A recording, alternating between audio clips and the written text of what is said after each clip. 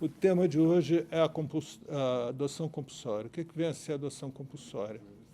Quando adentra numa maternidade pública uma mulher em estado de parto e o seu corpo médico, o enfermeiro, identifica que ela tem aparência de usuária compulsiva de droga. Esse corpo médico tem orientação na cidade do Rio de Janeiro, na cidade de São Paulo, de entrar em contato imediatamente com a vara da infância e da juventude.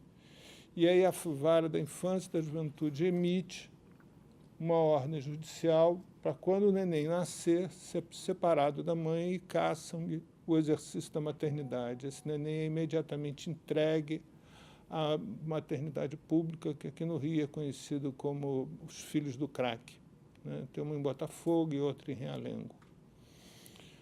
Essa ação, eu vejo isso como uma perversidade extrema, porque quem é a mulher que vai recorrer a uma maternidade pública nos dias de hoje, na cidade do Rio de Janeiro, no dia do parto, já em trabalho de parto, sozinha, completamente desamparada? É a mulher miserável. A mulher completamente abandonada, completamente marginalizada. E quem é a pessoa que tem a mulher que está grávida e tem aparência de usuária de crack? Também a mulher miserável, a mulher que está completamente abandonada por todos. Então, este público usuário desta maternidade, deste serviço público, é exatamente o público alvo de todo esse preconceito. Para muitos, a justificativa é que a criança, se não fizesse isso, a criança voltaria com a mãe para onde ela moraria e para as ruas. Bem, primeiro, isso é de um absurdo completo, porque isso parte do princípio que o abandono provocado pelo Estado e dado pelo Estado é algo dado, completo e sem nenhuma solução, e que aí, dentro das piores soluções, a gente teria que procurar e teria que optar qual é menos pior e qual é menos ruim. E como a gente está falando de vidas humanas... Ora, Eliomar, como vai? Prazer que você chegou. Então...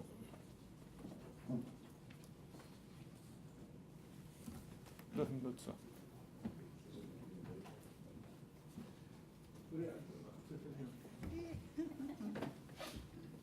Tudo bem?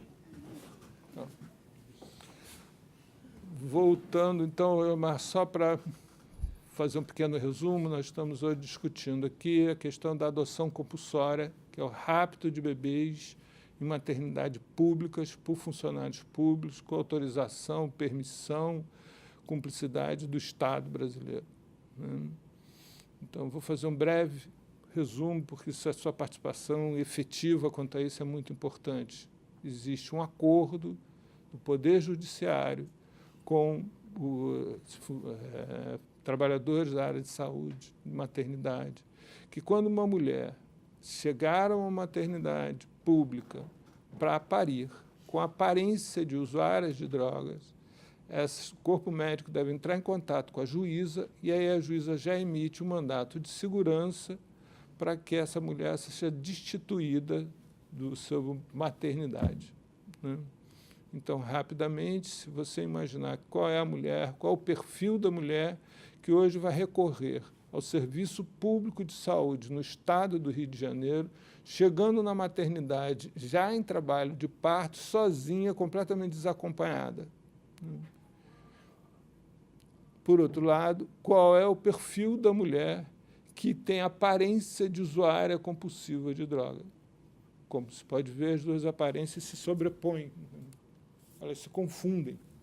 Como não é feito nenhum exame mais aprofundado, não é feito nenhuma perícia, não é feito nada, tudo trata-se de aparência. Se chegar, por exemplo, uma usuária compulsiva de droga lá, muito bem vestida, ela não vai ser incomodada. Então, todas as parturientes hoje, nos hospitais, na maternidade pública do Rio de Janeiro, estão sujeitas a terem seus filhos roubados pelo Estado e encaminhados para 2 creches da prefeitura, uma em Botafogo e outra em Realengo, que são chamadas creches Filhos do Crack. Isso, aparentemente, e para alguns, isso é alegado como uma solução, porque, fora isso, seria as mães saírem dos seus partos, se encaminhando de volta para os seus lugares de origem, né? A rua, as cracolândias, etc., pensando, imaginando que todas elas são moradores de rua ou de cracolândia e usuárias compulsivas de droga. Mas aí acontece algumas coisas que essa ação demonstra que só agrava, não resolve problema algum, né? Em primeiro lugar, quando a criança é separada da mãe já no parto, toda a história da criança é separada dela.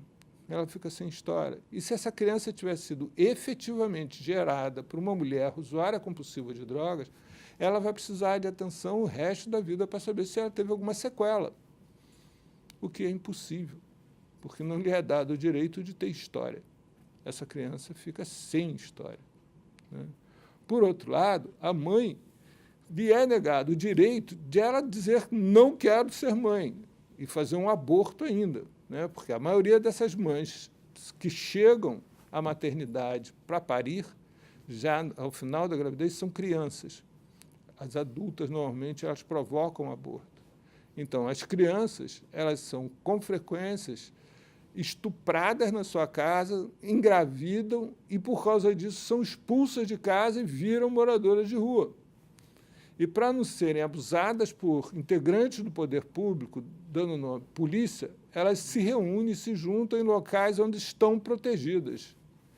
Qual é o lugar que ela está protegida da polícia? Junto ao traficante de droga. Porque onde tem o tráfico de droga, a polícia não vai lá incomodá-las, surrá-las, escurrá-las e tudo mais, né? Como ela está lá, sem ter o que comer, ela acaba usuária de crack. Então, essa mesma criança que é condenada por ter sido abusada sexualmente em casa por seus familiares, é expulsa de casa, é condenada a viver na rua, porque agora ela, sem responsável, ela não tem como estudar, porque a lei carioca, a lei, né, só permite que ela estude se tiver um responsável. Como ela não tem responsável, ela não tem como estudar. Como ela tem menos de 16 anos, ela também não tem como trabalhar. E grávida, menos ainda.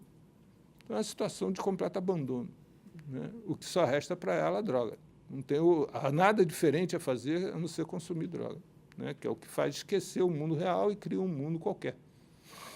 Bem, as decorrências disso algumas mães, com medo de terem seus filhos roubados, estão optando em parir no lugar onde vivem, na Cracolândia, nas ruas, o que está gerando aumento de mortalidade delas e dos bebês no pós-parto, né? Então, a criança, primeiro, ficou sem a possibilidade de ter os cuidados que necessitaria ter ao longo da vida. A mãe fica sem a possibilidade de ter um parto como precisa ter e depois poder exercer a maternidade. Agora, a família adotante, ela fica sem saber a história de quem está adotando. Portanto, também ele tem furtado a possibilidade de tratar dessa criança sem os devidos cuidados. E a família extensiva lhe é roubado o direito de cuidar do seu ente, porque os juízes estão entendendo, a partir, sabe-se lá como e de quê e por quê, que como uma mãe não soube educar aquela filha que foi para a Cracolândia, grávida, parir na Cracolândia, como esta mulher saberia cuidar do neto? Não saberia. Então, ela não tem direito a cuidar dos netos. Então, não tem direito a família, não tem direito a estar com os netos. Eufrásia está chegando aí, daqui a pouco vai narrar casos hoje na justiça a esse respeito, né?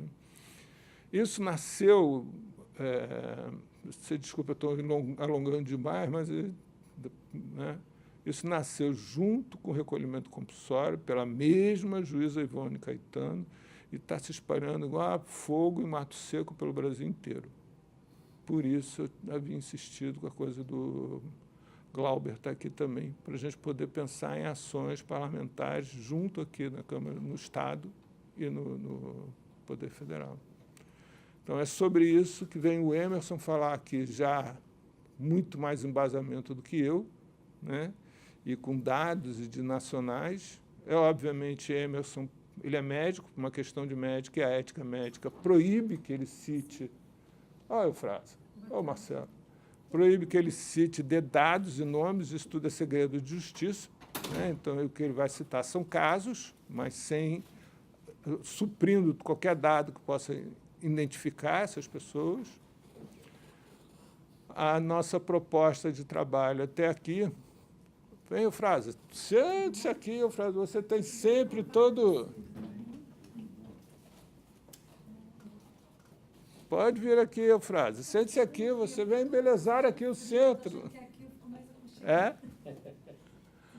Mas, então, Emerson vem falar dos casos dele nacionais, né? Só repetindo que o Eufrásio está chegando, ele vai falar de situações e não de pessoas, né? De tal maneira que não possam ser identificadas. Mas pronto.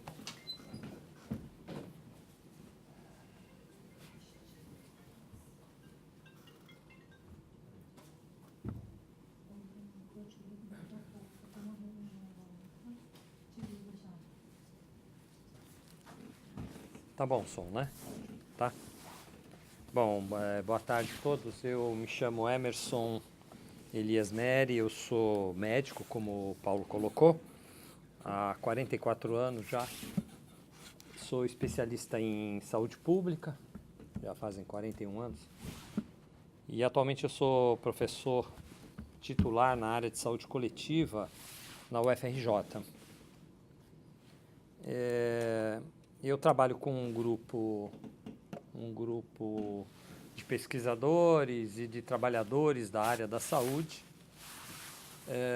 que tem um grande vínculo com as ideias centrais do Sistema Único de Saúde, de toda a constitucionalidade da Seguridade Social. E dentre algumas dos estudos que nós fizemos, há 4 anos a gente vem desenvolvendo uma investigação nacional que envolve praticamente o território nacional inteiro. Não era nosso objetivo na investigação, a priori, quando começa em 2013, nós não tínhamos o nosso foco voltado para esse tipo de problema, né? Na realidade, como nós tínhamos um foco central que basicamente procurava responder uma pergunta do nosso interesse de investigação, que era se no cotidiano da vida, das práticas de cuidado no campo da saúde, as vidas valiam ou não igualmente a pena no país, ou seja, se a gente conseguia identificar nas práticas de cuidado cotidiano em vários tipos de problemas de saúde, processos discriminatórios ou, ao contrário, né, estratégias que consideravam qualquer cidadão de direito e, como tal, ele seria atendido da melhor forma possível. Nós montamos uma investigação que permitiria a gente trazer isso para a tona.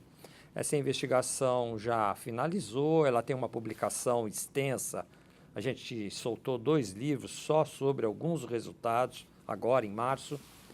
Mas, numa certa altura da nossa investigação, a gente esbarrou com um problema que a gente não tinha tomado como questão, que é um problema que intensamente é vivenciado no Sudeste, mas a gente identifica no Sul também, em várias outras áreas do Brasil, não é só nessa região, no Oeste brasileiro também, no Norte do Brasil, em várias regiões do Nordeste brasileiro. Mas eu vou localizar e eu vou poder aí citar alguns nomes e alguns eventos, porque esse movimento na cidade de Belo Horizonte adquiriu um volume tal e uma articulação de movimentos em relação a ele, que ele se tornou público.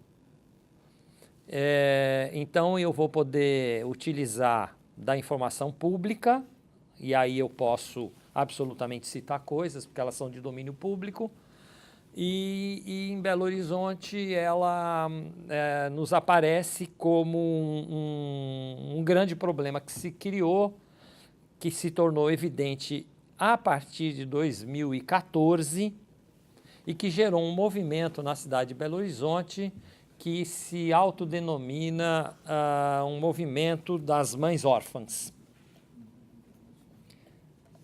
Esse movimento das mães órfãs já gerou um conjunto de muitas atividades, e para quem tem interesse e puder abrir pelo próprio celular, existe um site, eu vou utilizar desse site porque ele é de domínio público, um site que se chama De Quem é Este Bebê, tudo junto, sem acento, sem nada, e o E não vem com H, então é direto De Quem é Este Bebê, .wordpress, com 2 S.com. Este, tá? De Quem é Este Bebê. Esse site, ele procura trazer todo um registro de vários eventos que começam a acontecer a partir de 2014. Eu destaquei algumas coisas dele, né? E ele começa a aparecer, e em especial no campo da saúde, apesar de que ele não é restrito ao campo da saúde, mas ele começa a aparecer com intensidade no campo da saúde por uma característica de algumas cidades, não são todas, que tem uma organização de serviços que atua muito junto à população de rua. O Sistema Único de Saúde organizou há alguns anos atrás uma modalidade de cuidado que se chama consultório na rua. Consultório na rua é uma equipe de profissionais, envolve médicos, envolve psicólogos, envolve enfermeiros, envolve assistentes sociais, envolve agentes comunitários, e ele atua na rua, ele não atua dentro dos prédios, quer dizer, a rua é o lugar da sua atividade como equipe. E o consultório na rua, nesses anos todos, e a gente acompanha, e eu trabalho há muito tempo com as equipes de consultório na rua também, nesses anos todos, ele vem estendendo muito uma incorporação de um conjunto de cidadãos que vivem na rua, que tinham grandes dificuldades de acesso aos serviços, por várias razões. Pelo formalismo, pela burocracia, quer dizer, um morador, uma moradora, uma criança que vive na rua, ela chega mesmo com um problema muito de urgência, quando ela entra num serviço, imediatamente pede-se para ela endereço, documento, e isso não é algo que esteja aí disponível para uma boa parte desses cidadãos. E muitas vezes se recusa atendimento. Então o consultório na rua, ele é eu chamaria de um dispositivo que favorece o cuidado dessa população. A gente, nessa nossa pesquisa, a gente, a partir de um certo momento, foi percebendo este ruído de que havia uma tensão muito grande, não totalmente explicitada, e aí eu posso falar em Belo Horizonte, como o Paulo já citou, de mães que já trocavam experiências entre si, ou de mulheres grávidas, jovens grávidas normalmente, né? E que traziam a experiência muito negativa de que elas tinham quando elas iam para uma maternidade pública. Por exemplo, das mais de 20 histórias que a gente já tem coletada em diferentes áreas, eu posso relatar uma história que aí não dou nome, não dou local, mas o testemunho de uma delas, isso vivido por mim junto com ela, de que ela, já com uma criança hoje que ela consegue estar convivendo, que tem 2 anos e pouco, ela relata que as 5 gravidezes delas anteriores tiveram um desfecho muito, muito dramático, né? E ela fala evidentemente que meus bebês foram roubados, né? Essa ideia de que meus bebês foram roubados e esse último ela conseguiu armar toda uma possibilidade de ficar com essa criança, talvez pelas redes de apoio que foram se construindo nessa visibilidade nova desse processo. Mas até então, essa visibilidade não era muito nítida. Então, as mães já tinham experiência, mas isso não aparecia de uma maneira tão evidente, nem no campo da investigação. Em 2015, 14 e 15, há um grande ruído dentro da cidade de Belo Horizonte que envolve uma proposta de cuidado nas maternidades públicas no sentido da política de humanização do parto. Essa é uma política que tem dentro da área da saúde. E a partir de um certo momento, numa das maternidades públicas de Belo Horizonte, aparece um relato de que estava havendo uma tensão muito grande naquela maternidade porque alguns bebês estavam desaparecendo. A gente procura, e é uma rede que faz isso, coletar várias informações sobre isso. Isso aqui vocês vão poder ler nesse site, né? E aí começa a se coletar uma narrativa que vai adquirindo uma certa uniformidade da experiência vivida, e essa narrativa vai relatando histórias tipo assim. Eu entro na maternidade, chego nessas condições, o parto é feito, 2 ou 3 dias eu estou com o meu bebê está ali, eu estou amamentando o meu bebê está bem. No 2º ou 3º dia eu recebo alta e o bebê não recebe alta. E aí o bebê é transferido para uma internação, por exemplo, numa unidade de tratamento intensivo, e a mãe recebe alta, né? A gente pegou várias histórias que essa tática foi usada dentro do hospital, que a gente considerou isso uma tática de sequestro, né? A gente usa esse nome porque eu acho que essa violência merece um nome tão à altura. E dentro dessa tática, na medida que a mãe recebe alta e vai embora e a criança fica internada como se ela tivesse algo grave dentro de um tratamento intensivo, então vocês percebam que tem vários profissionais de saúde fazendo esse movimento, né? E a gente identifica médicos, a gente identifica enfermeiros, a gente identifica o pessoal do serviço social fazendo esse movimento dentro da maternidade pública. A mãe vai para casa, quando ela volta para visitar o bebê já não está mais na maternidade. E aí ela não consegue mais acessar um conjunto de informações sobre a criança.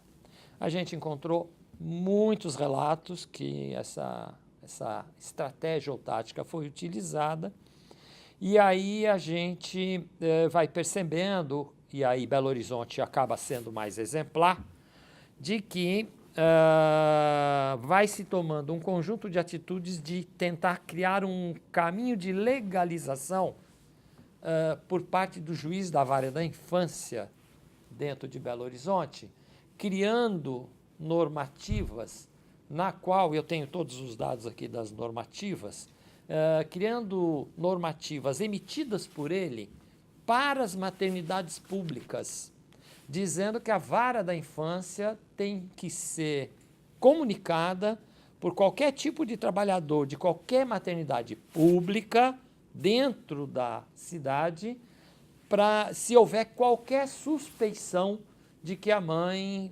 foi ou é usuária de droga. Ela não precisa estar sendo usuária de droga. A gente tem relatos de algumas atitudes que são muito arbitrárias. Por exemplo, alguns profissionais de saúde tirando a história de uma mãe, e a mãe diz que em algum momento usou, por exemplo, maconha, e ela registra e denuncia na vara da infância, né? Independente se a mãe faz uso atual ou não faz uso atual, né? Então, um grau de arbitrariedade que foi se gerando, elas foram nos chamando a atenção, e isso acabou se tornando um foco de investigação para nós, que nós não tínhamos no horizonte, mas que adquiriu muita visibilidade. Isso, no nosso grupo, ele fez um alerta, é como se disparasse um alerta. Olha, Belo Horizonte está acontecendo isso, mas em Belo Horizonte isso aconteceu porque as pessoas responsáveis pelo projeto de humanização do parto, principalmente duas médicas, os nomes delas estão aqui, né?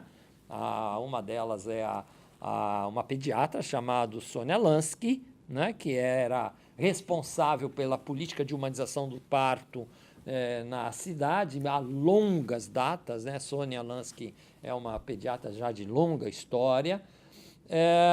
Ela, de repente, encontra com esse tipo de problema, e esse tipo de problema viola a lei da humanização.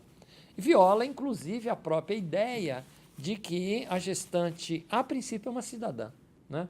Ela está tendo sequestrado o direito dela, ela está tendo sequestrada o bebê dela. A Sônia Lansky, desculpe, a Sônia Lansky, ela consegue, pela história que ela tem na cidade, se associar com várias outras pessoas, ela e uma outra que trabalhava com ela, a Parisi, e elas recebem um apoio de vários movimentos e conseguem dar uma visibilidade pública e até jornalística do que a vara da infância estava gerando e o grau de arbitrariedade que isso estava provocando.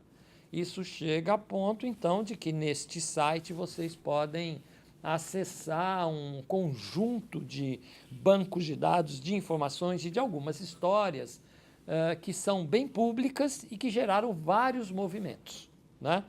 Então, de todas as cidades que a gente andou, Belo Horizonte ela adquiriu uma natureza um pouco diferenciada, porque ela não ficou na dependência, por exemplo, do grupo de pesquisa que eu coordeno, de ter descoberto histórias.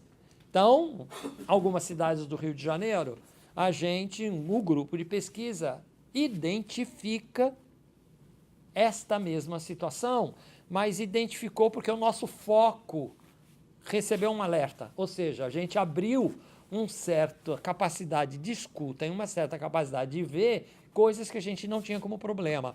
Então, a gente conseguiu identificar, e eu tenho vários relatos, mas aí eu não posso tornar público, porque ele não tem essa natureza de Belo Horizonte, né? Tenho vários no sul, né? Poderia dizer que o Paraná é uma região onde a gente tem visto muito isso, né? São Paulo é uma região, não só a cidade de São Paulo, em vários lugares do estado de São Paulo, mas a cidade de São Paulo em especial, né? Eu agora mesmo estava acabando de receber um artigo, um relato de um dos grupos de pesquisa meu, exatamente falando sobre as mães órfãs em São Paulo, né? E a gente pôde aí identificar que isso que Belo Horizonte estava tornando algo muito visível, ele ainda está muito invisível, né? Ele está muito invisível. E que aí no contato com o Paulo, né?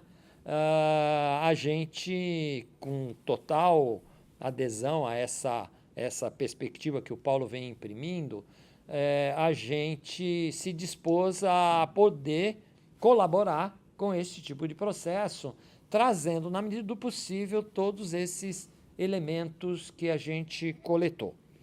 Eu poderia apresentar para vocês um pedaço, por exemplo, do relato de quem é este bebê em Belo Horizonte, num item em que eles colocam, entenda o caso. Eu vou ler muito rápido, só para situar. Em junho de 2014, a 23ª Promotoria de Justiça da Infância e Juventude Civil de Belo Horizonte, do Ministério Público de Minas Gerais, publicou 2 recomendações polêmicas sobre bebês filhos de mães usuárias de drogas. A recomendação número 5 e número 6 de 2014.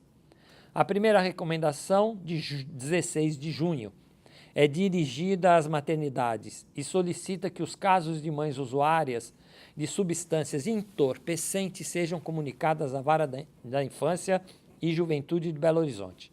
A segunda, datada de 6 de agosto, é dirigida às unidades básicas de saúde e recomenda que sejam comunicados à Vara os casos de gestantes usuárias de droga, o que amplia enormemente a gravidade da situação, não é? Porque, de uma certa forma, ele, ao jogar para o território, porque aí há uma diferença entre cuidar na maternidade e cuidar no território da vida. Então, há uma modalidade de serviços do Sistema Único que cuida no território onde as pessoas vivem. Isso, então, tem uma extensão muito grande, né? Na maternidade, é um filtro, né? A maternidade é um ponto do sistema. Mas isso aqui implica que uma normativa dessa, que você possa criar uma tensão criminalizante para uma equipe de consultório na rua. Que, por sinal, o seu objeto é exatamente essa população. Ou seja, torna um paradoxo a prática de cuidado dessa modalidade de cuidado. Ela exatamente tenta ampliar a oferta de cuidado para uma população de alta vulnerabilidade, e uma recomendação dessa coloca que um dos efeitos da vulnerabilidade tem que ser denunciado, quando na realidade esse é o objeto do cuidado, né? Então é uma recomendação que, para nós do campo da saúde, ela é esdrúxula, né? Porque ela faz uma interferência na própria capacidade de oferta de cuidado para quem pode experimentar outras formas de viver. O que é que a gente tem de situações muito dramáticas? O Paulo falou, é muito dramático o que acontece com essas mulheres. Quando a gente tem algumas histórias delas que não consegue se armar uma rede para segurar o bebê, e aí, de fato, perde-se o bebê, a família extensiva também não consegue ter direito ao bebê, essas meninas, elas ficam tão desesperadas que, se elas estavam parando de usar a droga, elas voltam a usar numa intensidade suicida. Então, são uma quantidade de casos, assim, muito significativo, não é? É quase do meu ponto de vista, um exercício de banalidade do mal, né? Chega nesse nível, porque é muito perverso isso, né? A gente tem assistido isso, e elas ficam desesperadas, elas realmente já são altamente vulneráveis, né? A rede de proteção social é muito frágil, o esforço que a gente sabe, quem trabalha nessa área, é o do cuidado de baixa exigência, não é? Assim, quando você tem diante de si alguém de alta vulnerabilidade com uma rede social muito frágil, a primeira relação que você tem que ter é de baixa exigência, porque se você chega de alta exigência, você já decretou o fracasso da relação. É como se você chegar para alguém e falar assim, a partir de agora você não pode nunca mais usar droga. E a gente, na realidade, na saúde, usa a estratégia de redução de danos, que é uma estratégia que trabalha com outra perspectiva de cuidado, não é? Então, essa recomendação, ela cria um paradoxo. E ela cria um paradoxo para a modalidade de cuidado. Porque, de uma certa forma, ela está convidando o profissional a ser um denunciador, né? E aí ele vai ter que denunciar todo mundo que ele encontra na rua. Na realidade é isso, né? Bom, isso daí em Belo Horizonte vira um movimento enorme, e eu escolhi aqui para poder colocar para vocês uma das reações boas em relação a isso, que é imediatamente a comissão perinatal da própria Secretaria Municipal, em dezembro de 2016, então 4 meses, 5 meses depois da última recomendação, faz uma carta específica para as maternidades de Belo Horizonte sobre o papel da maternidade na atenção às mulheres vulnerabilizadas. E aí essa carta ela começa e diz: prezados colegas, neste momento queremos chamar a atenção de todos, mais uma vez, para a situação que estamos vivenciando em Belo Horizonte em relação à abordagem das mulheres vulnerabilizadas nas maternidades públicas. Situação que deve ser considerada por nós com toda a gravidade, considerando sua dimensão humana e da atuação da saúde. Desde 14, são várias situações com abordagem que vêm sendo questionadas com ações extremadas de separação de mães e bebês. Casos de grande complexidade, abordados muitas vezes de maneira protocolar e superficial, com generalização e banalização de riscos, muitas vezes de maneira protocolar e superficial. Com banalização de risco, antecipação de julgamentos sem a necessária correspondência concreta com fatos que realmente caracterizam grave risco para a criança, com abuso, negligência e maus tratos. Há que haver provas e não apenas convicções ou suposições antecipadas de risco para justificar atos extremos como a separação de uma mãe e bebê. E aí vem toda a carta manifestação, que vai virando uma indicação para dar respaldo para as equipes, né? Na nossa investigação, a gente percebe que há uma tensão dentro das equipes de saúde. Você tem, assim como você tem médicos, você tem psicólogos, você tem pediatras que estão reconhecendo que essas mães, antes de tudo, são cidadãs e merecem como tais serem tratadas, né? E que merecem uma rede de proteção social para dar suporte para que elas possam desenvolver a maternidade delas.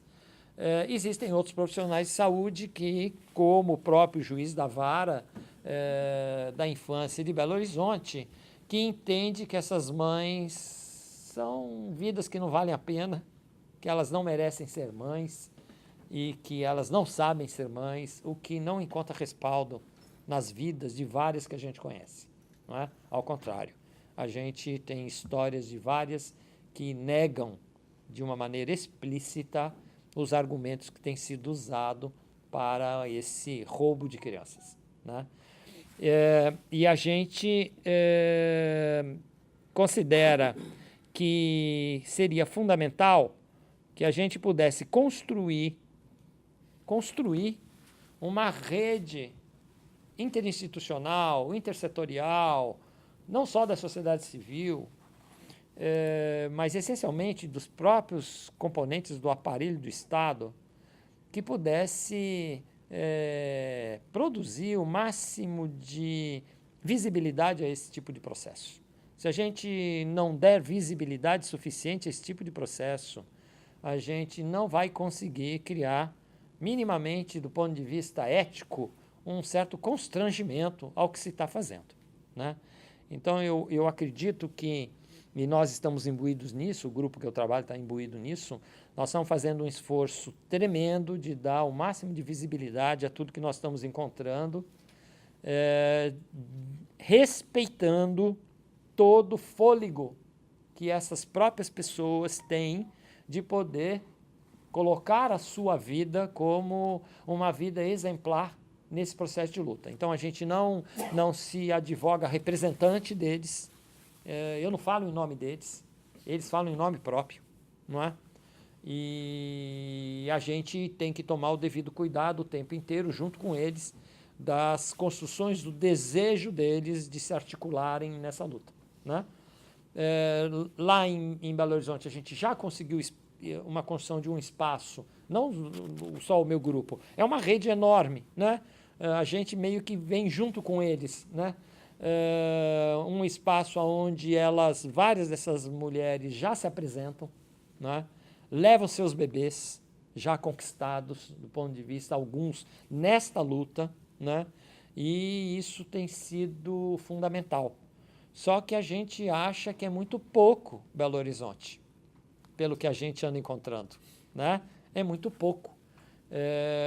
Nesse último mês, a gente conseguiu, inclusive, que esse próprio juiz que emitiu essas recomendações em 2014 mandou recolher as recomendações mês passado, né? Mas isso é pouco e também pode não significar nada. Ele pode simplesmente estar gerando daqui a pouco uma outra normativa, né? A gente tem ficado muito vulnerável. E eu acho que a gente precisa construir mesmo esse coletivo necessário de visibilização desse processo, de dar o máximo de fala possível a essas pessoas que colocam suas vidas em disponibilidade para que outras vidas possam também, né, serem protegidas. E eu acho que nós estamos bem no comecinho disso, e acho que isso não pode se frustrar, né? Eu acho que a gente tem que ter a dignidade de sustentar isso que a gente tem testemunhado, custe o que custar, né? Porque não nos sobra outra alternativa. Então, eu estou bem à disposição de vocês para poder ampliar mais algumas coisas que a gente tem aqui e convido vocês, sim, a visitarem esse material de Belo Horizonte, que é o que mais tem de possibilidade nominal, né? Os outros a gente ainda está em total segredo de produção, os do Sul, os de São Paulo, alguns ainda do Rio, do Norte, a gente tem várias coisas já coletadas, a região do Mato Grosso do Sul, e a gente aí está tratando delicadamente desse processo, porque nem todo processo tem uma rede de suporte, né? Nem todo processo faz uma audiência que nem essa, né? Então, obrigado, eu queria colocar isso e me coloco à disposição de vocês aí sobre qualquer eventual. Eu gostaria de fazer uma pergunta. Pode fazer, por favor. Eu queria saber se todo o conhecimento que vocês têm até agora, embora com todas essas limitações e dificuldades, quer dizer, existe alguma coisa feita no âmbito das legislações existentes? Tem alguma iniciativa, por exemplo? Eu acho que a próxima vai exatamente tratar dessa questão, é isso? Olha só, Marcos, eu estava esperando a gente esperar a frase, falar, a sua frase ela tem um pouco da complementariedade da fala do Emerson, que a frase vai falar exatamente sobre o aspecto legislativo. Uhum. E aí depois, o aspecto parlamentarismo, eu acho que é extremamente interessante, porque aí você vai ter muito trabalho a partir da demanda exatamente dele, você e seu partido como um todo. Vai ter muito trabalho enorme. Não, eu poderia te dizer que uma das coisas que foi uma aliança importante foi a Defensoria junto com esse movimento da saúde. Então, a Defensoria em Belo Horizonte ela foi muito positiva, ela tem estado nas mesas, nos fóruns que a gente tem participado, eu tenho participado de alguns lá, né? A defensora tem se feito presente e tem sido muito efetiva, né? Então, isso tem sido uma proteção importante. E alguns deputados de Minas que participaram, né? Então, a rede em Minas foi muito extensiva. Se você olhar aqui, você vai ver. Tá? Obrigado. Paulo, não sei quem quiser tomar café. Eu vou tomar então um cheirinho. Tem aqui também um representante do Glauber.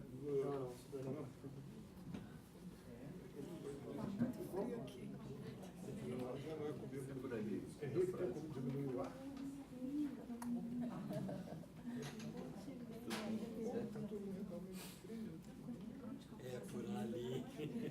Desculpa. Vai ficar mais quente, viu? Tudo bem, doutor. Muito obrigado. Frio. Gente, está muito frio aqui.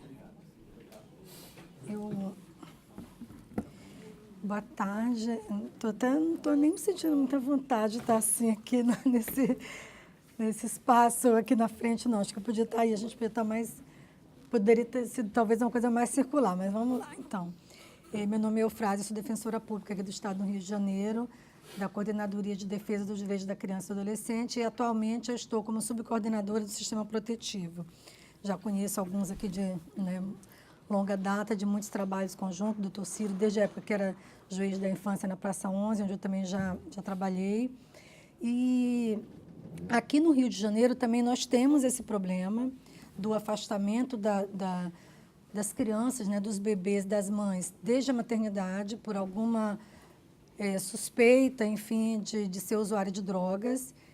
E a gente vem enfrentando essa questão. Até a semana passada a gente teve um resultado muito positivo aqui no tribunal, o julgamento de um agravo interposto pela colega da Defensoria Pública da Vara da Infância de Madureira, em que 2 bebês, 2 meninas gêmeas, recém-nascidas, foram encaminhadas da maternidade para a unidade de acolhimento, porque se alegava que a mãe seria usuária de drogas. A avó imediatamente procurou a Defensoria Pública. A Defensoria Pública entrou com ação de guarda para essa avó e, ainda assim, a juíza indeferiu a guarda, sem maior fundamento, supondo que, o argumento era que a avó não teria cuidado da filha, então não teria capacidade de cuidar das netas também. Uma suposição sem maior fundamentação. E, para a nossa satisfação, a Defensoria, a colega lá de Madureira, entrou com recurso no tribunal, com agravo. Nós temos lá na Coordenadoria de Defesa dos Direitos da Criança e do Adolescente uma equipe formada por apenas uma psicóloga e uma assistente social, mas que nos dão um suporte para essas questões. E aí elas fizeram um relatório, fizeram entrevista com a avó, todos os vizinhos da avó absolutamente assim revoltados, indignados, falando da arbitrariedade da decisão, mostrando assim que a avó estava disposta a receber aquelas crianças. Então, assim, as crianças não iriam estar em situação de vulnerabilidade estando com aquela avó. Isso não foi nem verificado, não foi feito sequer um estudo pela equipe do juízo e foi tirada essa conclusão precipitada de que a avó não poderia ficar com a guarda das netas. E o tribunal, então, a partir desse relatório da nossa equipe lá da CDDICA, com parecer favorável do MP em segunda instância, o tribunal, então, deu provimento a esse recurso e determinou que essas crianças ficassem sob a guarda da avó. Segunda-feira, agora, as crianças fizeram 5 meses e já estão com a avó. Falei com ela anteontem, ela disse que estava muito satisfeita. Mas, assim, são resultados que a gente vem obtendo na medida em que essas famílias procuram a defensoria. O problema é quando essas famílias sequer têm conhecimento do papel, da possibilidade de procurar a Defensoria Pública. Lá em Minas Gerais, em Belo Horizonte, aconteceu agora recentemente, dia 31 de julho, inclusive, eu até recebi esse convite, mas eu não pude ir porque eu recebi muito em cima da hora. Está tendo uma série de reuniões propostas pelo Ministério de Direitos Humanos. É uma missão chamada Acolhimento Compulsório de Bebês. É exatamente essa temática. Quem enviou o convite foi o Ministério dos Direitos Humanos, a Fabiana, que está na coordenação lá, do Departamento da Criança, e participaram dessa reunião a Defensoria de lá, a doutora Daniele, teve reunião lá na Defensoria, teve reunião também no Tribunal, e a Defensoria Pública de lá ingressou tanto com representação no CNJ, como também no CNMP, a partir dessas recomendações sobre essa retirada de bebês. Agora, uma coisa que nos preocupa do ponto de vista, já falando na questão legislativa, é que, recentemente, com a Lei 13.257, que é o Estatuto da Primeira Infância, foi modificado o artigo 19 do Estatuto da Criança e do Adolescente, que fala que a criança e o adolescente têm o direito a ser criado no seio da sua família, excepcionalmente em família substituta. Na redação anterior, falava livre da presença de pessoas dependentes de substância entorpecente. Essa redação foi mudada, a gente teve um grande avanço, e agora está escrito que essa criança terá o direito à convivência familiar no ambiente que garanta o seu desenvolvimento integral. Mas existem algumas propostas de reforma do Estatuto, algumas até pensadas pelo IBDFAM e outras assim por alguns deputados e senadores. Tem uma do senador Aécio Neves, tem outra de outros deputados, e nós fizemos pela comissão nossa da infância, Comissão Especializada de Promoção e Defesa dos Direitos da Criança e Adolescente do CONDEG, que é o equivalente ao CNJ e CNMP, o Colégio Nacional de Defensores Públicos Gerais, e eu sou atualmente coordenadora dessa comissão nacional. Nós foi aprovada na semana passada, na reunião do CONDEG, lá na Paraíba, uma nota técnica nossa para ser enviada tanto para a Câmara dos Deputados como para o Senado, contrário a essas propostas de mudança do Estatuto, que, na verdade, vão ser propostas de retrocesso, né? Nós tivemos já um avanço de não se prever essa questão das pessoas usarem de substância entorpecente, porque nós sabemos, na prática, a quem vai ser destinada essa regra, né? Nós sabemos que são os nossos assistidos da Defensoria Pública, são as pessoas pobres, são as pessoas moradoras de determinados locais, não vai ser para qualquer mãe que esteja, eventualmente ou não, fazendo uso de substância entorpecente, né? Então, nós temos uma preocupação muito grande com essa possibilidade de retrocesso, né? Tivemos um avanço recente, a Lei 13.257 é de 2016, né? Fez um ano em março, e ainda bem que ela foi aprovada, né? Quando a gente estava ainda num outro governo, onde a gente poderia ter um diálogo maior, né? E agora acho que a gente está vivendo assim, um momento mais delicado dessa possibilidade de diálogo, mas ainda assim nós estamos fazendo o nosso papel na nossa comissão especializada de promoção e defesa de direitos da criança e adolescente do CONDEG, com essa nota que já foi aprovada, questionando uma série de modificações. Bom, aqui no Rio, nós temos assim, alguns casos que realmente acontecem, né, de afastamento da mãe do bebê com essa alegada suspeita de ser usuária de drogas, embora não se tenha uma comprovação de que aquela criança vai estar numa situação de vulnerabilidade, na medida em que há outras pessoas da família, mas muitas vezes acontece isso, que as famílias extensas também, né, nesse caso a avó, ela foi rechaçada como se ela não tivesse capacidade de cuidar dessas crianças. E também, no Rio de Janeiro, a gente teve um avanço recente, que foi a criação de um espaço chamado Casa Elos, através de um convênio com a Secretaria Nacional de Drogas, que prevê um espaço para as mães usuárias de drogas ou em situação de rua ficarem com seus bebês e terem algum suporte, né? Ter um apoio, um cuidado, um acompanhamento. Então, isso representa um avanço. Ontem teve uma audiência pública na Câmara Municipal em que foi mostrada a preocupação com o fechamento desse espaço. Parece que alguma vara da infância do local onde está situada está criando algumas dificuldades, enfim. É uma coisa que a gente está acompanhando com cuidado, porque o entendimento, a gente faz parte aqui também no Rio de Janeiro de um grupo chamado Oficinas de Mães, Jovens Mães, né, que aborda esse aspecto das mães em situação de rua e também usuárias de drogas, esse aspecto do cuidado, da necessidade de ter apoio, política pública para dar apoio para essas mães, e não que haja uma retirada desses bebês, né, que vai representar, como já foi bem falado aqui pelo professor, uma possibilidade para essa mãe de um maior uso de substâncias entorpecentes, né, de se retirar. E até tem um livro muito interessante, né, daquele médico neurologista americano, neurocientista americano, Carl Hart, falando sobre isso, né, um preço muito alto, falando exatamente sobre isso, esse mito, né, de que as pessoas que são usuárias de droga não teriam capacidade de cuidar dos filhos, né.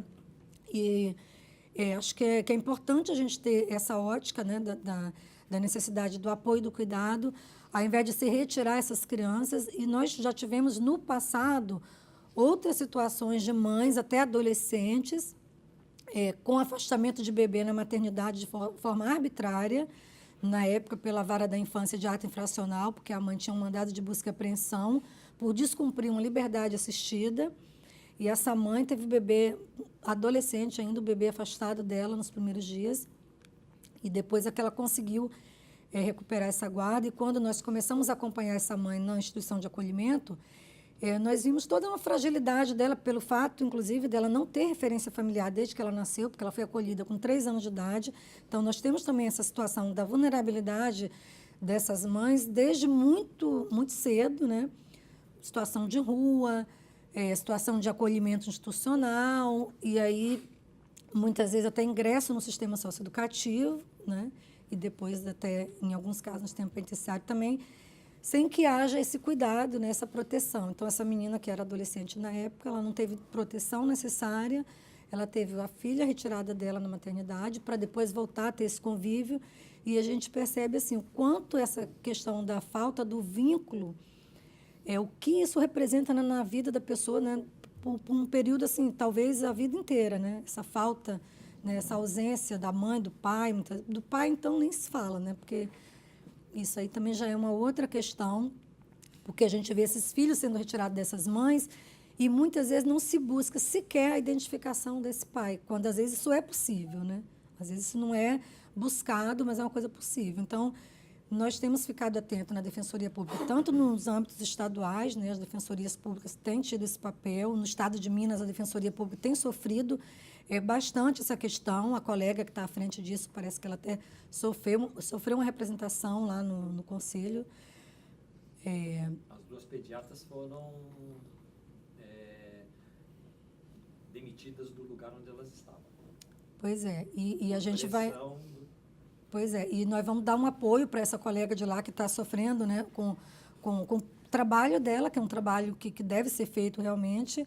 Então, a gente tem buscado fazer essa articulação na nossa comissão na esfera nacional e na esfera estadual, orientar os defensores, né, nesse trabalho e, quando a gente, na medida do possível, dar esse suporte, né? Na verdade, a gente precisaria, talvez, de uma equipe técnica com mais profissionais para dar conta dessa demanda, porque um caso ou outro que a gente oferece e a colega solicita esse apoio para acompanhamento. Então, assim, a gente percebe muito essa falta do atendimento, da política pública de atendimento para essas pessoas em situação de vulnerabilidade e uma cobrança muito grande delas no momento de total fragilidade, né? No momento da maternidade, que é um momento que a gente fica realmente muito frágil, né? Faz um tempo que eu passei por isso, mais de 18 anos, mas é um período assim, que a gente fica realmente muito fragilizada, né, por qualquer questão. Eu voltei a trabalhar com 6 meses, meu filho estava com 6 meses, assim, eu vi o quanto isso era difícil. Então, assim, eu não consigo avaliar o que deve representar para uma pessoa ela ser afastada, né, daquele contato, e o que isso também representa para essa criança, né?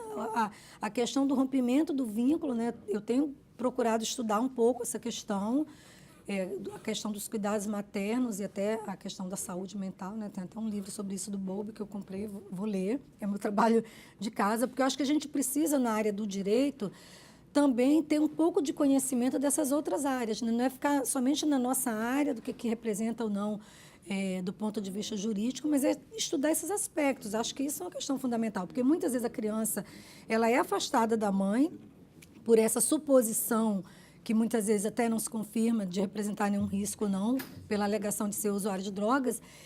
E muitas vezes essas crianças vão ficar institucionalizadas a vida inteira, como casos que a gente conhece, de pessoas que completam a maioridade em acolhimento, não conseguem retornar para a sua família e nem ser encaminhada para uma outra família. Então, a gente percebe o quanto isso tem de reflexo na vida da pessoa para sempre, né? Então, isso tem sido uma preocupação nossa, a garantia do direito da criança à convivência familiar e como está estabelecido na lei, no seio da família e, excepcionalmente, família substituta. Porque acho que a gente percebe também, nesses casos, uma inversão da prioridade legal, né? Em se buscar uma família substituta quando não foi esgotada a possibilidade. Isso também existe em projetos nesse sentido, né? Quando a lei fala de esgotar da possibilidade de permanência na família natural. Então, querem mudar isso. Parece que a ideia realmente é tornar a adoção um caminho mais fácil, quando a gente sabe que é um caminho necessário, mas nem sempre é o único caminho. E a questão do afastamento da criança da família natural não necessariamente vai implicar no encaminhamento dela à família substituta. Eu acompanho vários casos de pessoas que estão agora completando 18 anos, sem ter a convivência familiar, ficaram institucionalizadas a vida inteira, sem ter encaminhamento de família substituta. Outras pessoas que foram separadas dos irmãos, que os irmãos mais novos foram para adoção internacional, e as mais velhas vão ficando e se questionando, né, por que elas ficaram para trás.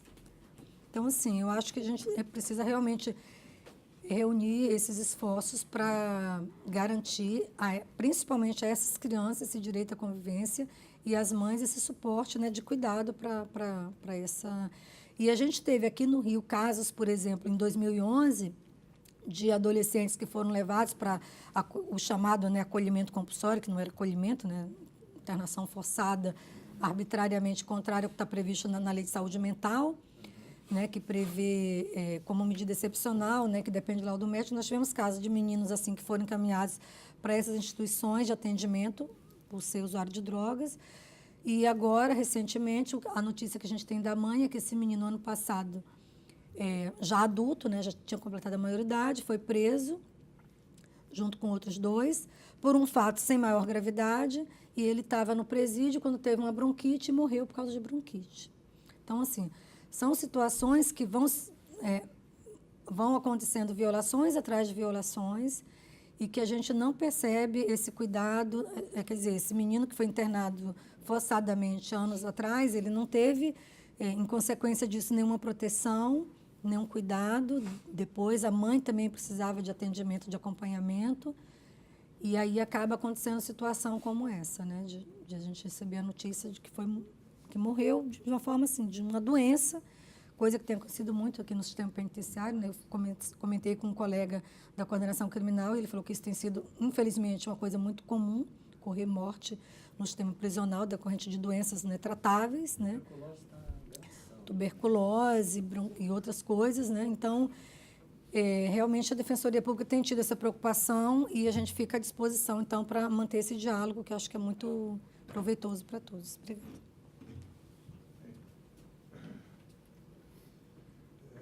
A gente tem que encerrar às 5 horas.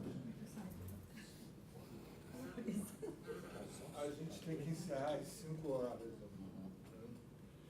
E assim, eu acho que a possibilidade de a gente ter juntado tanta gente interessada nesse tema é uma coisa muito rara e que a gente não pode deixar passar.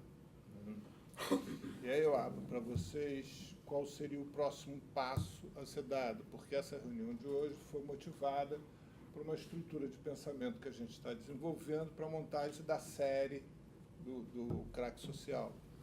Mas acho também que esse tema, a adoção compulsória, é um tema que não se esgota aqui, como nenhum outro vai se esgotar, mas esse em especial porque ele traz toda uma novidade em termos de discussão, traz toda uma novidade em termos de dados, quer dizer, o que foi apresentado aqui pelo Emerson e pela Eufrásia é grande demais, inclusive pela possibilidade, por um lado, dele estar sendo escondido, acobertado pelo próprio Estado, e a gente não ter noção da efetividade, do que isso está acontecendo efetivamente, em que grau, em que gravidade, né?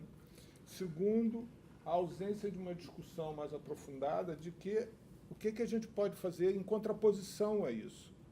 Assim, existe a sugestão de entrar com uma ação em tribunais internacionais, mas parece que para entrar com essa ação em tribunais internacionais tem que haver passos anteriores, né? Eu não sou jurista, não sei quais seriam esses passos anteriores. Então, como fazer esses passos anteriores? Nós temos ali a oportunidade de ter do nosso lado hoje um dos maiores especialistas em montagem de rede social, né? E aí é uma possibilidade rica que nós temos de chamar o Henrique Antum, um amigo meu de infância, para poder abraçar essa história e com ele montarmos, sob a orientação dele, montarmos uma rede social especificamente sobre essa questão, no sentido de poder não só localizar, como poder conversar e poder aprofundar argumentos e reunir argumentos. Temos Eliomar aqui também, que é uma figura ímpar, né, e que pode articular através do legislativo e trazer essa questão para uma discussão maior, porque assim, leis já existem que proíbam isso, né? As leis já estão prontas. A questão é cumprir as leis. E não é cumprir as leis por bandidos, como diria alguém, é que o juiz, aquele que deve cumprir a lei, as cumpra, né? Então, como fazer isso? Mas isso é um papel do legislativo também. Como fazer? Que uma lei seja cumprida pelo juiz, que deveria mantê-la, né? Então, como é que a gente consegue casar tantos pedaços desse quebra-cabeça que em pouco tempo aqui foi levantado? E aí eu queria de vocês, assim, qual seria a sugestão? A gente ter mais uma reunião sobre esse tema e que seja uma reunião mais executiva a partir desses dados que foram levantados, né? A gente pensar já na próxima reunião o que efetivamente nós podemos fazer a esse respeito, né? No sentido de ver na legislação como é que pode se contrapor a isso, ver no legislativo, o que a gente pode efetivamente fazer, trazendo, inclusive, mais dados, reunindo mais dados, Emerson podendo reunir mais dados, Eufrásia também reunir mais dados, mesmo que você não esteja presente, né? Durante esse período, até a marcação da reunião, ou a gente acionar Henrique, para Henrique ajudar a articular essa rede social, né? E a gente, ou seja, a gente ter mais instrumento para que possa agir de uma forma mais imperativa, né? Assim, no Rio de Janeiro, eu tenho notícia que isso está acontecendo desde 2011. É muito tempo, né? É muita gente que nesse período já aconteceu com muita coisa, né? Assim, perder mais tempo, porque para mim é literalmente perder mais tempo, é cada vez mais permitir que a ilegalidade ocupe na sociedade através do submundo, né? E um submundo perverso. Porque a única ação que se pode pensar, ou pelo menos o único sentimento que eu imagino que move uma ação dessa é a perversidade, né?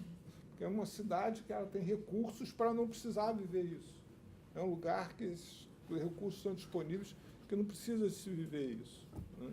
E, no entanto, é vivido com tanta ênfase, né? Isso está se espalhando pelo país, e é interessante que se espalhe pelo país, pelo que eu entendi do Emerson, pelas cidades e pelas sociedades mais ricas financeiramente. Não é pelos guetos, não é pelas favelas, não, é pelas cidades mais ricas, né?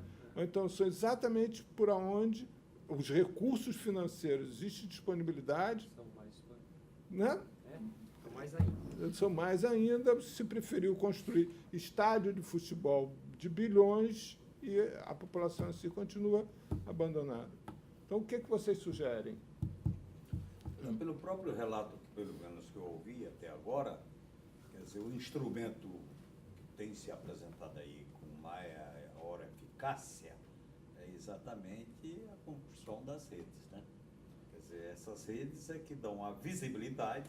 Em cima da visibilidade, aí é que o que a gente vai ter que fazer é construir uma articulação, entendeu? Essa articulação onde você tenha pessoas do judiciário, pessoas da defensoria pública, pessoas do legislativo, quer dizer, construir essa articulação para agir em cima daquilo que está se tornando visível, né? Porque aí eu acho que essa coisa se complementa, quer dizer, na medida que exista todo esse trabalho de dar visibilidade,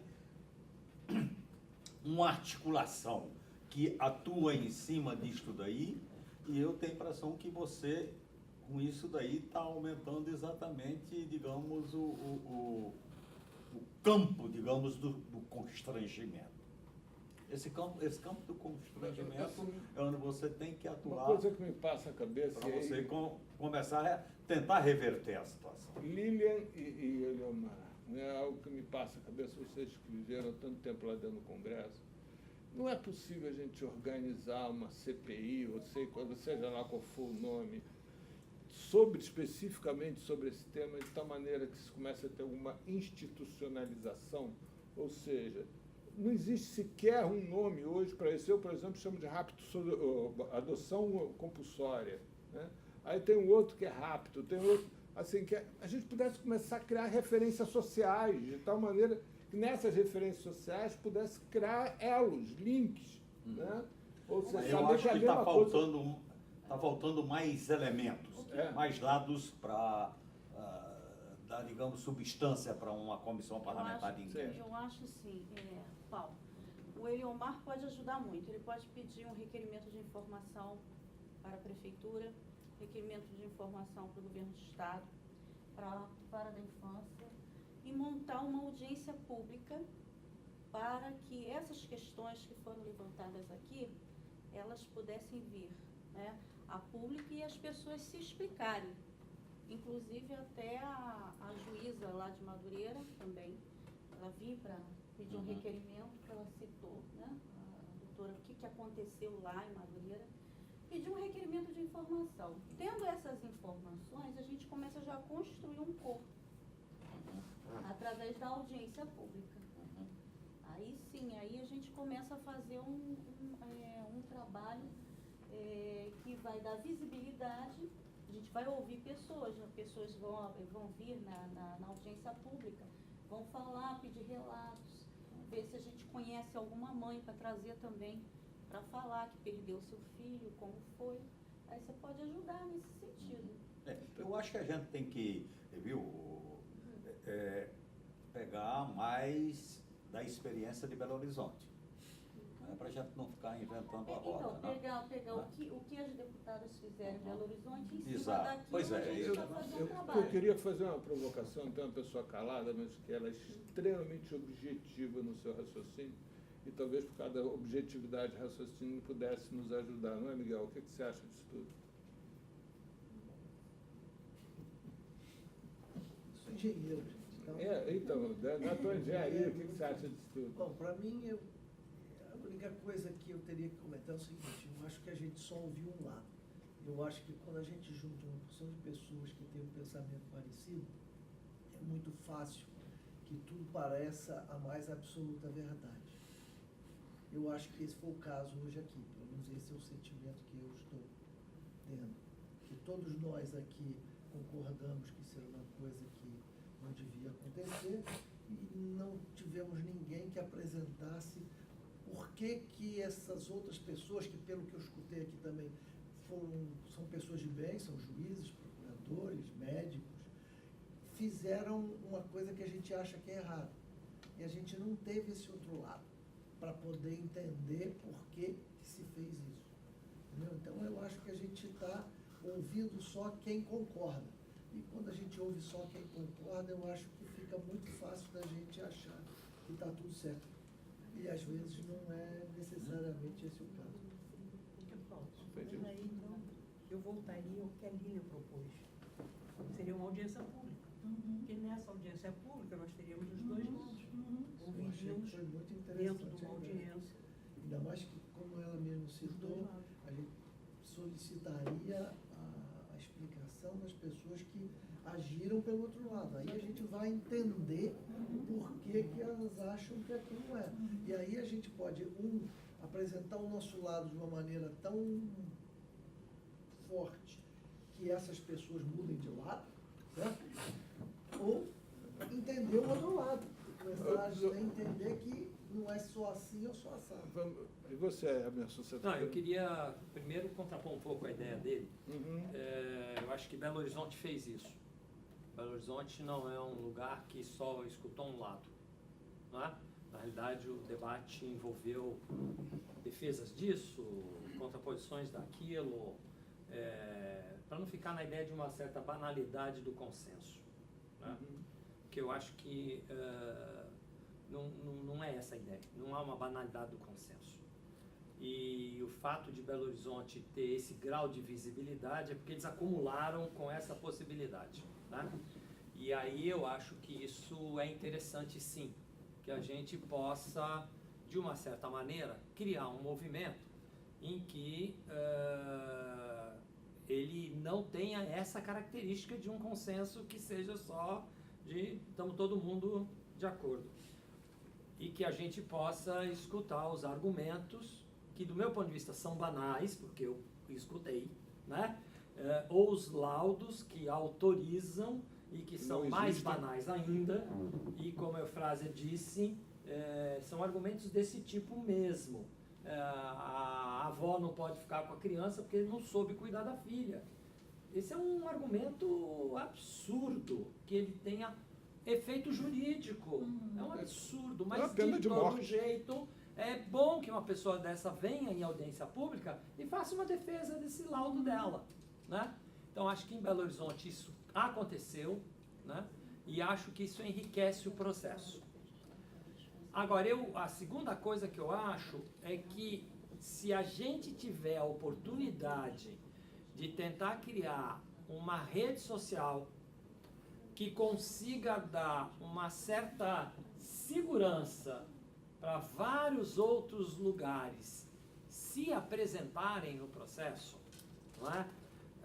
Eu acho que a gente cria um outro processo também tão fundamental além desse, que eu acho que eu concordo com ele, que é a possibilidade da gente criar, através de uma rede, que os vários lugares onde estão acontecendo possam se sentir um pouco mais seguros de poderem se apresentar, né? Porque o tema em Belo Horizonte, por que ele se apresentou? Porque a tensão ficou tão grande que parte do Ministério Público pediu a cabeça das pediatras para o governo local.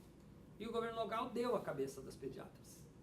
E isso criou uma grande revolta em vários setores, né?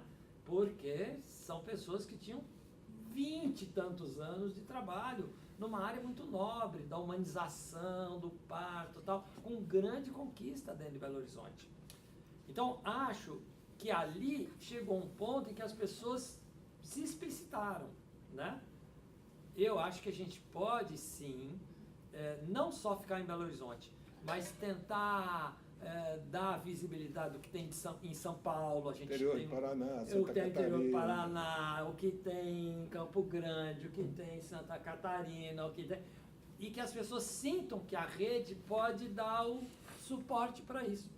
Isso. Aí eu acho que a gente cria um outro lado da história, que é esse tema da visibilidade, que para mim é chave para o processo. Então, Marcelo, antes de você falar, eu estou deixando você por último de propósito, viu? Porque eu sei que você normalmente se acrescenta muito. Fala, Henrique, você está aí querendo falar. Henrique é o homem da rede. O homem da rede é Zuckerberg. Tá certo. Sério.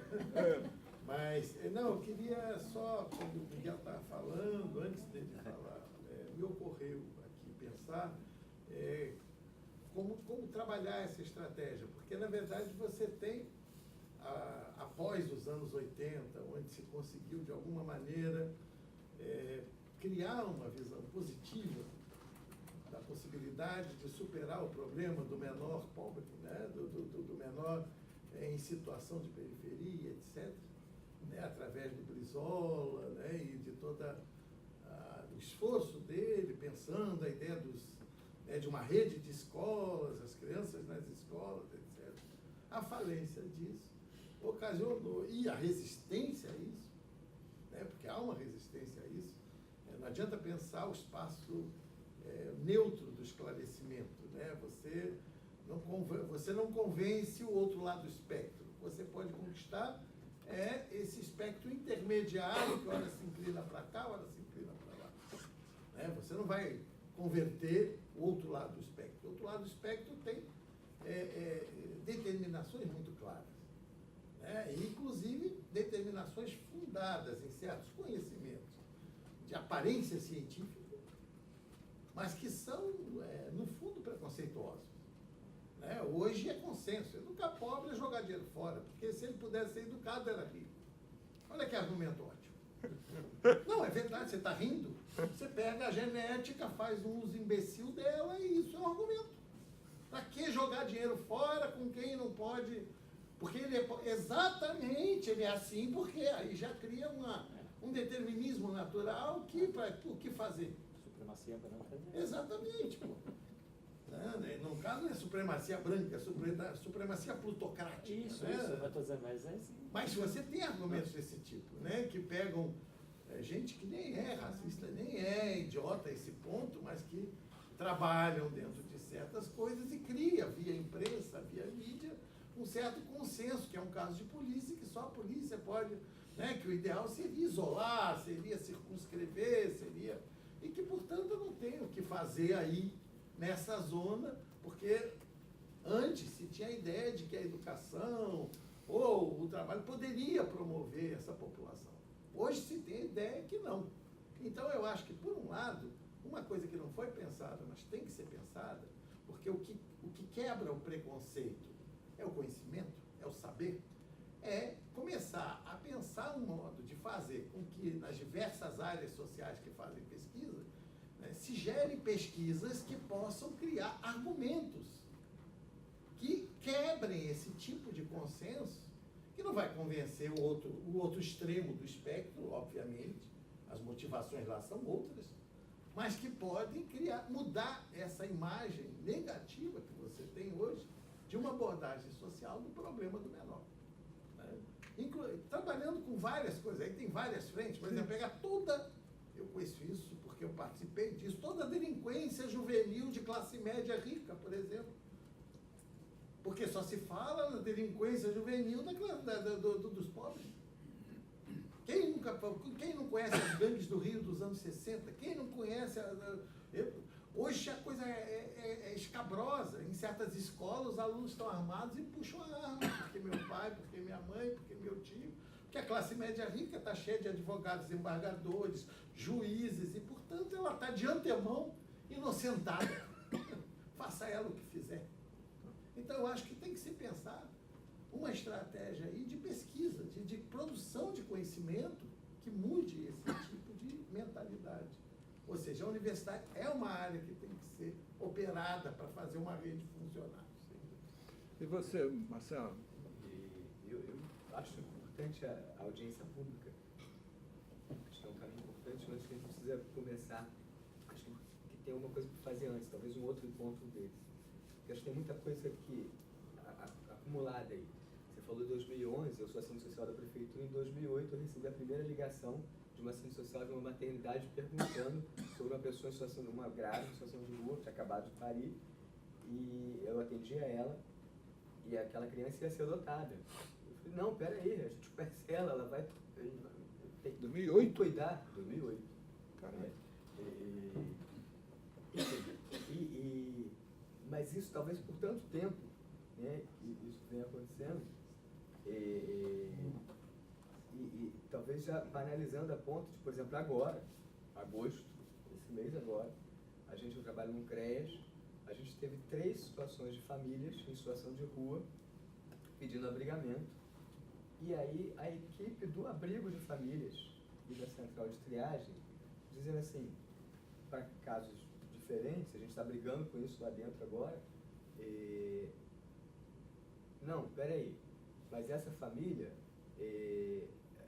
esse pai, no caso concreto, o pai é problemático, ele está em situação de rua, ele já teve aqui abrigado, ele usa droga, ele não pode ficar com os filhos, mas assim, ele tinha passado por um abrigo, ele tinha voltado para casa, ele agora estava com os filhos, teve um outro problema, foi para a rua e foi pedir abrigo, pedir ajuda para ele com os filhos. E aí, não, ele não pode mais ficar com os filhos. Ele não foi recolhido na rua, ele foi pedir ajuda, porque ele perdeu a casa, ele precisava de um abrigo. Aí a equipe lá do abrigo, não, a gente pode acolher as crianças e pode acolher ele num abrigo separado. Mas peraí, ele tem um poder familiar. Quem decide isso, se fosse o caso, era o juiz. Você junta todo mundo lá, no abrigo, se você acha que esse pai não tem condições de cuidar da criança, manda o juiz resolver isso. Agora, você não pode, simplesmente, você já de antemão começar a separar. Né? E o que aconteceu? O pai saiu correndo para a rua e foi com as crianças embora. Eu não vou perder os filhos aqui. E aí eu acho que um outro dado importante que eu queria chamar a atenção, por isso eu acho que vale a pena um outro encontro desse, assim, existe já há pelo menos uns 2 anos, eu nunca participei dessa reunião, mas eu fui convidado, não tive chance de ir, mas existe já se reunindo há pelo menos uns 2 anos, assistentes sociais de conselhos tutelares, de maternidades, equipes de maternidades, se reunindo com o Ministério Público para discutir essas situações. Comissão da Maternidade, toda última quinta-feira do mês, a partir das 9h30 da manhã, essa reunião, no Ministério Público Estadual. Essa turma precisa ser confrontada, ouvida, Então. a gente precisa, para que... Porque esse pessoal está nas maternidades, mandando as crianças embora para o filho. Esse é o nome que citado critérios que eles frequente. estão definindo, né? Enfim, não posso falar muito, mas porque não sei, mas eu acho que isso precisa ser ouvido. Eles estabelecem, eu estive lá algumas vezes, eles já estabeleceram vários procedimentos. Aliás, já é dito, mais de uma vez eu já disse, eu não estou falando isso de brincadeira não, para não deixar teu cuidado e não deixar você ver, que senão você ia caçar, criar problema. Seu nome é dito literalmente, eu escutei dizer mais de uma vez. Se você visse, você ia criar problema. Assim, eu estou citando isso porque, assim, para mim, isso deixa absolutamente claro, evidente, que todos sabem que é ilegal. É isso que eu estou querendo me referir, entendeu? Sabe mesmo. Que todos sabem, ali dentro tem promotor, ali dentro tem opção de gente, e todos sabem que é absolutamente legal. Não é uma coisa assim.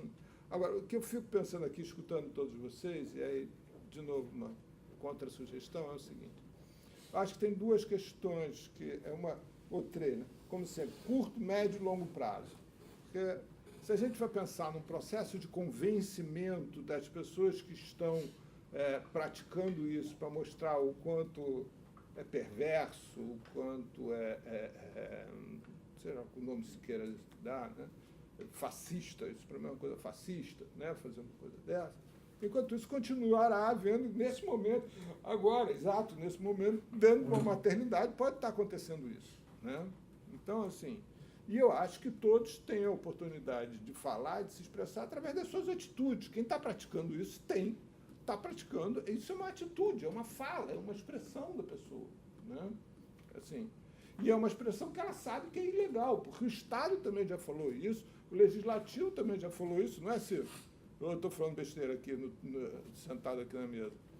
Né? Já falou isso, tem um procedimento, assim, ou seja, quando se identifica que um progenitor, seja ele a mãe, ou seja ele o pai, não tem condição de estar com o filho, existe todo um procedimento, não existe para isso, para tirar a guarda do pai ou da mãe? Não é? O tio tem que cumprir essas e aquelas etapas. Nada disso é cumprido.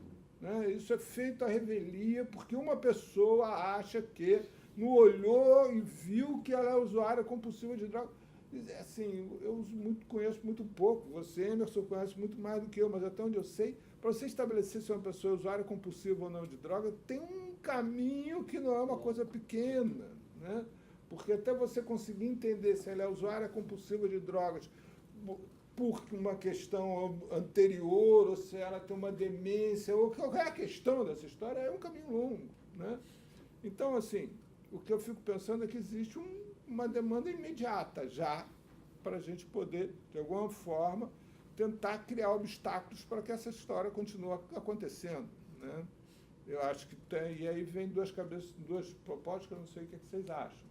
Eu acho que a gente podia tentar juntar força, porque na medida que a gente junte força, a gente consegue espaço na mídia e trazer essa questão para cima da mesa, né?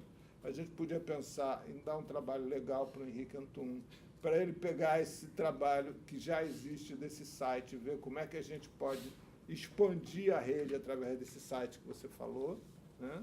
Alimentar isso, de que maneira, entrando em contato com os mentores dele e tal, não sei o quê, e aí a gente trabalhar e o Henrique poder sugerir o que faz, o que deixa de fazer, porque eu não conheço nada do que ele conhece, né? Você poder pensar na coisa da audiência pública, lá na Câmara, e até chamar as pessoas que praticam isso, juiz, defensores, etc., promotor, tem um monte de gente. A gente pode até chamar o Ciro Darlan para sentar do outro lado da mesa e todo mundo ficar mudo. Foi o Ciro falando e todo mundo ficar mudo, né?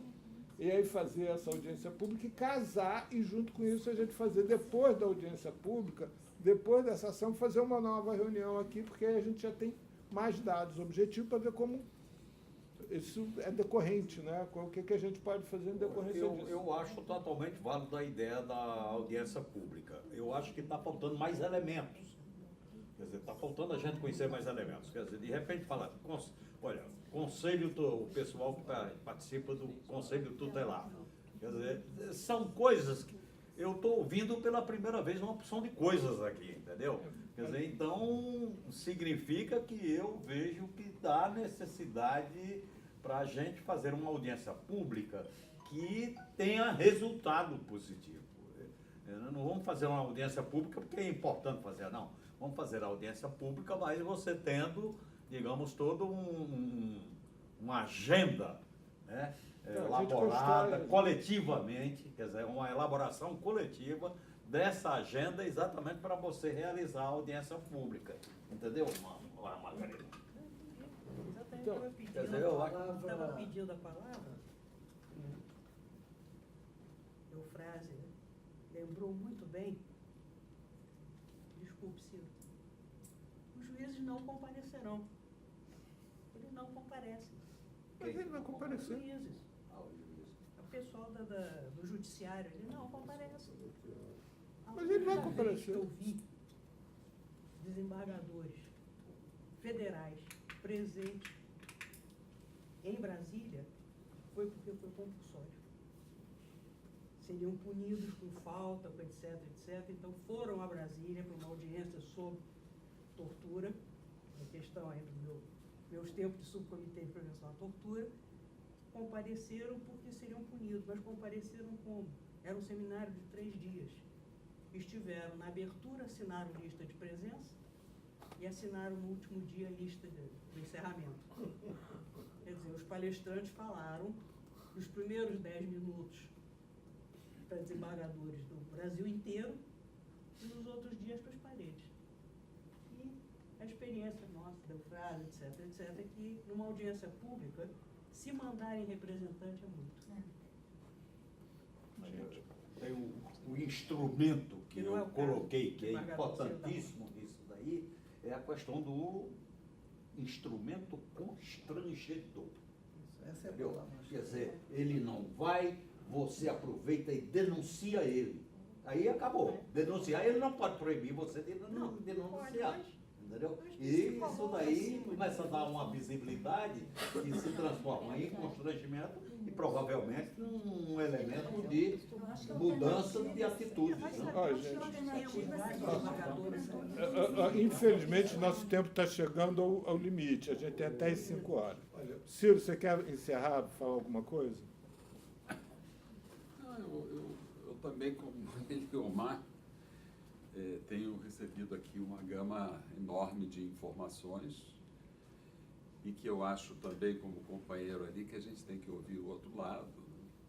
Porque eu não concordo com essa demonialização do outro lado. Eu acho que, assim como a gente também não deve demonializar a questão das drogas, e esse é o grande problema hoje da sociedade, que acha que tudo que se relaciona com droga é demoníaco, é do mal, nós também não podemos, sem ouvir a outra parte, dizer que eles são perversos. Porque todos os que trabalham com crianças, eles têm uma visão do bem. Sobretudo os juízes da infância e da juventude são pessoas vocacionadas, porque eles podiam estar numa vara criminal, podiam estar na outra vara e estão ali por uma opção vocacional. Eles podem estar equivocados, eles podem ter até uma postura, uma filosofia, uma doutrina equivocada, mas não são pessoas do mal. Por isso eu acho que é imprescindível ouvir as razões deles. E eu fiquei aqui, toda vez que falava em data, eu ficava preocupado, porque em 2004 eu saí da vara da infância e da juventude, nenhum fato anterior a 2004 foi aqui mencionado. Talvez por causa da prescrição. Mas com certeza eu cometi alguns atos dessa natureza com a melhor das boas intenções, né, no interesse superior da criança, que esse é o princípio maior. E se a gente não ouvir a fundamentação da outra parte, aliás, constitucionalmente, nenhum juiz decide sem fundamentação. Então tem que saber qual é a fundamentação que cada juiz dá para tomar uma decisão dessa natureza. O princípio que deve reger todas as relações, sejam administrativas, judiciárias ou legislativas, com relação à criança, é o princípio do interesse superior da criança. E isso não é uma coisa fácil de se julgar, nem de se decidir. Você dizer que essa criança está melhor com A do que com B, isto é uma decisão das mais difíceis que o juiz tem em todo momento. O juiz de família toma essa decisão toda hora. Há os desencontros, o desamor, e o juiz tem que decidir com quem a criança vai ficar melhor, com o pai ou com a mãe, ou com os dois, ou compartilhando, ou com nenhum dos dois. Isso é uma tarefa muito difícil. Aliás, a tarefa de julgar é muito difícil. Não é mais fácil julgar o julgador do que o julgador aplicar a lei. Então, eu sou completamente partidário dessa audiência pública. Eu não sei, Margarida, nesse momento nós estamos vivendo um bom momento, porque nós temos um corregedor da justiça muito sensível, que é o desembargador Cláudio Belo. Então, eu acho que ele deveria ser convidado, certamente ele irá, bem motivado e convidado por uma audiência pública dessa, ele irá, e ao ouvir, porque ele não deve saber nada disso, do que aqui nós falamos, ele até fará uma recomendação aos juízes para que compareçam. Então, E depois é o seguinte, muitas coisas aqui, a gente toma conhecimento pelo doutor aqui lá de Belo Horizonte, que são casos isolados que não passaram pelas instâncias que deveriam passar. Porque toda decisão judicial, a nossa querida defensora pública aqui mostrou, tem recurso. Então, não é uma decisão individual de um juiz que vai decidir a vida de uma criança. Recorra-se ao tribunal, ela conseguiu modificar uma decisão de um juiz. Então, cada caso deve ser levado a todas as instâncias. E todas as instâncias, inclusive aos tribunais superiores. Não há uma decisão de um juiz mau, porque ele é mau, que possa prevalecer num sistema judiciário como o nosso. Pode, a não ser que toda a cadeia seja má. Quer dizer, o juiz, os 3 desembargadores, os ministros. Né? Então, isso é um pouco de preconceito também. A gente tem que isolar esse preconceito, porque é com preconceito que estão tratando essas mães. E a gente não pode usar a mesma arma do preconceito para pensar que todo mundo que decide isso é do mal. Então, a melhor maneira é essa mesmo de contrapor, de ouvir todos, né? E saber por que agem assim, qual é o fundamento, qual é a razão. E, numa democracia, a audiência pública é um ato altamente democrático em que as pessoas têm que se colocar. E, como disse o Eliomar, quem não se colocar vai sofrer um constrangimento. E depois é o seguinte, aquele ditado popular, quem cala consente, quem não comparece para fundamentar as suas decisões, está disposto a receber todo tipo de qualificação como verdadeiro, porque não se apresentou para fundamentar as suas decisões ou para, aspas, se defender. Não é? Então, eu acho que o melhor caminho é a gente ampliar essa discussão, né? Ampliar esse debate. Isso é muito bom que entre na rede social, que se coloque no Facebook, que se ouçam as vítimas, que as mães venham falar das suas histórias, né? Por que essas coisas aconteceram. Eu asseguro aos senhores, até porque eu tenho a convicção de que já está prescrito, que eu já tive a oportunidade de tirar o filho de determinadas mães, e eu tenho ainda o costume de acompanhar as crianças que eu coloquei em adoção, e a certeza que me deixa dormir de que essas crianças estão em melhores condições hoje do que estavam ontem. E eu não sei, porque eu não tenho uma bola de cristal, se elas estariam também se eu não tivesse tomado determinadas decisões. Então, eu acho que essas coisas merecem um aprofundamento. Mas, de qualquer maneira, eu quero felicitá-lo por puxar esse fio. É importantíssimo. Todas essas coisas devem vir a público. Todas essas coisas devem sair da nebulosidade. Né? A gente tem que trazer essas coisas a público. É trazendo a público que a gente busca soluções, né? Busca caminhos. Né? E muita gente não sabe que isso acontece. E muito juiz faz isso sem saber que está fazendo bem ou mal. Acha que está fazendo bem. De repente, num debate como esse, ele pode se recolocar. Né? Ouvindo aqui o que eu ouvi, né? As histórias que nós estamos ouvindo. Agora, isso é surpresa para mim? Não, eu até já pratiquei isso também. Eu tenho uma senhora aí interessantíssima, todo mundo deve conhecer, que é uma mulher evangélica, que ela em determinado momento, ela tinha 50 crianças que não se sabia qual era a origem dessas crianças. E eu persegui essa mulher porque ela estava sequestrando todas as crianças do mundo para ser a grande mãezona de todas essas crianças. E eu tive que atuar como juiz e retirar as crianças dela, colocar em abrigo e tudo, até o momento em que eu vi que o melhor lugar dessas crianças era com elas. E ela está aí hoje cantando pelo mundo e tem filhos e netos originários desse incidente. Determinado momento, eu até costumo fazer um paradigma. Eu agi como São Paulo, perseguindo os cristãos, até que eu caí do cavalo e me converti. E reconheci que ela era a verdadeira mãe dessas crianças. Isso acontece, equívocos acontecem. Quem julga está sujeito a isso. Por isso a gente tem o duplo grau de jurisdição. Mas, olha, parabéns, achei que foi muito proveitoso hoje. A gente deve repetir, trazer mais atores disso aí. O Eliomar lembrou muito bem, 100 conselheiros tutelares, que é a ponta desse... A gente não pode ficar discutindo esse tema. Os conselheiros tutelares, eles estão testemunhando isso lá na fonte.